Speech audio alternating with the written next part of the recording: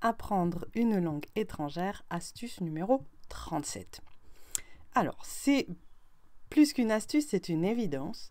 Mais en fait, parmi les gens que je côtoie virtuellement ou en live qui apprennent des langues étrangères, je suis extrêmement surprise qu'ils ne fassent pas ça. Donc, si vous ne le faites pas, faites-le. Trouvez des documents qui vous intéressent. C'est très, très, très important. Même si vous êtes très sérieux, assidu, tout ce qu'on veut, même si vous le faites que très peu de temps par jour ou par semaine, trouvez des choses qui vous intéressent dans la langue, même si vous ne les comprenez pas au début, parce que ça va vous mettre dans un rapport amoureux avec la langue que vous voulez apprendre. Dans une autre émotion, non, vraiment, c'est capital. Vous allez peut-être apprendre du vocabulaire qui ne vous sert pas vraiment. Mais bon, en fait, finalement, c'est jamais inutile, même si ça paraît inutile au début parce qu'on a envie d'apprendre à savoir passe-moi le sel. Et comment réserver une chambre. D'accord, ok. Mais une langue, même si on ne souhaite pas l'apprendre entièrement et complètement, vous ne pouvez pas la penser que raisonnablement. Vous allez vous y ennuyer, vous allez apprendre moins vite. Il faut absolument vous trouver des supports que vous aimez, que vous chérissez. Les méthodes, c'est en général très bien conçu, très utile. C'est rarement absolument passionnant, bien que si aujourd'hui j'apprends 12 langues étrangères, je la dois.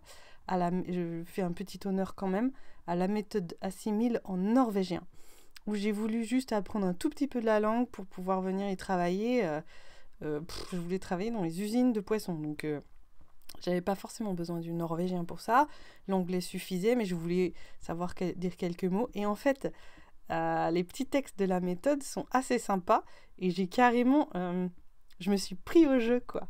Je me suis pris au jeu, j'y ai pris goût, j'ai compris que je pouvais apprendre une langue toute seule dans mon coin, enfin avec juste un bouquin et c'était avant les super smartphones et tout, mais bon, j'avais déjà quand même un petit appareil enregistreur que je pouvais trimballer puisque j'étais sans domicile fixe. Voilà, donc trouver... Alors bon, aujourd'hui, il y a des vidéos. Voilà, ça passe surtout par des documents internet, évidemment. Je pense que si vous n'êtes pas dans le pays, si vous avez de la chance d'être dans le pays, allez fouiller. Je sais pas, si vous aimez la nature, allez à la bibliothèque chercher des bouquins sur la nature. Même si vous retenez pas tous les noms, le fait d'être en contact avec ces mots et ce sens qui vous plaît, ça va nourrir quelque chose qui va vous donner non seulement l'envie, mais va vous faciliter votre apprentissage, puisqu'encore une fois, là, ces vidéos, elles sont faites pour apprendre sans que ce soit pénible. Ça ne veut pas dire que ça demande zéro effort, entre guillemets, mais ce sont des efforts agréables à faire, qu'on a envie de faire. Tout ce qui est effort pénible, lourdingue, foutez-moi ça de côté. Trouvez un autre chemin. D'accord ?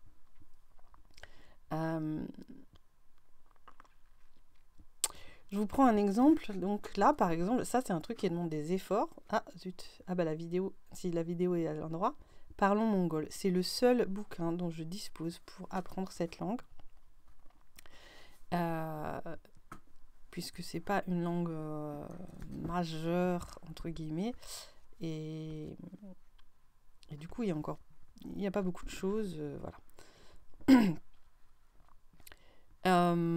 Comme j'ai déjà appris d'autres langues étrangères, j'essaye de me fabriquer moi-même un peu ma méthode pour apprendre la langue, puisqu'il y a quand même des vidéos sur Internet.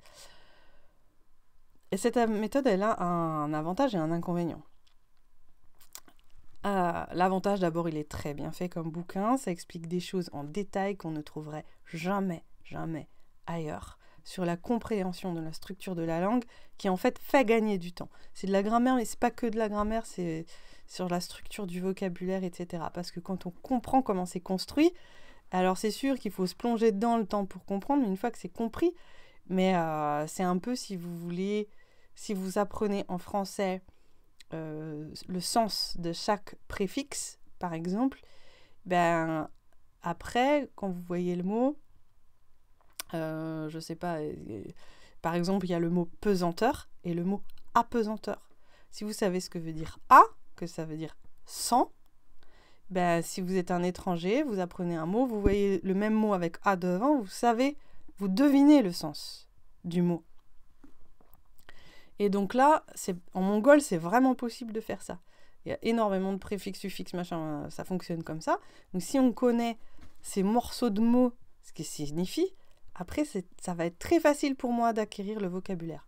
Mais c'est assez fastidieux parce qu'en gros, il faut se taper tout le bouquin et c'est pas un roman, hein, c'est vraiment chaque demi-page, c'est dense, avant de pouvoir commencer à faire une phrase. Donc, vous imaginez un peu la patience, vous passez, je sais pas, même si vous vous mettez vraiment dedans à fond et que vous arrivez à vous l'enfiler en un mois, c'est déjà vachement bien. Donc, au bout d'un mois, vous savez toujours rien dire. Ben, faut être motivé, hein. C'est sûr que s'il y avait le mongol sur Duolingo, je saurais déjà dire plein de phrases en mongol. C'est pas le cas.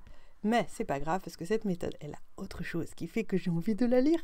C'est que elle parle de chevaux, de yourtes, de... Le peu de vocabulaire qu'il y a dedans est assez... Il y a des mots... conseil, contrat, conversation, coopération, côté, crépuscule, des mots qu'on trouve un peu dans toute croire, voilà, tous les mots de base qu'on trouve dans une méthode de langue, mais il y a d'autres mots. Crottin,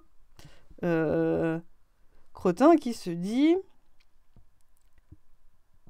boot, et le crottin séché même qui se dit argol. Voilà. Il y a des mots comme, je sais pas, bon alors il y a les... Enfin, il y a tout le vocabulaire, il ne suffit pas une page où il y en a beaucoup, tout le vocabulaire de la vie des traditionnels mongols. Et du coup, pour moi, pauvre petite fille qui est grandie à la campagne, je me retrouve là-dedans, à apprendre à dire chèvre, chevreau. Et en fait, il y a des choses sur la culture mongole dans ce bouquin, donc le vocabulaire est lié, donc il y a aussi des choses sur la musique, comme on dit bonbon, ticher. Voilà, on a le mot bouc sauvage, on a le mot Bouddha, qui se dit Bouddha. Voilà, hop, je viens d'apprendre un mot mongol. On dit, il n'y en a pas, en fait, il n'y en a pas toutes les lignes. Parce qu'il y a aussi les autres mots, mais vous voyez, mon cerveau, il a complètement tilté sur ce vocabulaire. En fait, en vous parlant, je me rends compte qu'il y a quand même plein d'autres mots, hein. Il n'y a pas que les mots.